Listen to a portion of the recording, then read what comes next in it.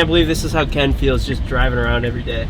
Get out of this piece of shit. Ken let us drive the spaceship, or the refrigerator, whichever one you want to call it. I don't know what's crazier, picking up these two really cool cars, or the fact that we just pulled up in a refrigerator.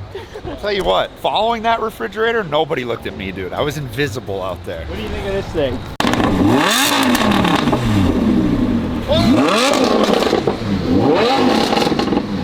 Oh my God. Dude, they're gonna hear that thing back home. That valve's open, and then this valve's closed.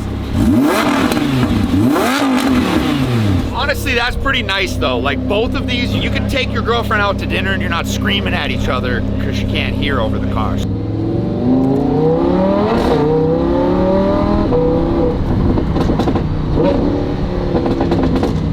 Oh my gosh.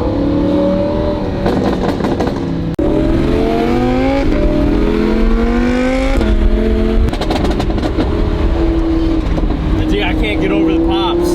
Yeah, it sounds like a Call of Duty map in here, dude. It sounds like we're in Afghanistan.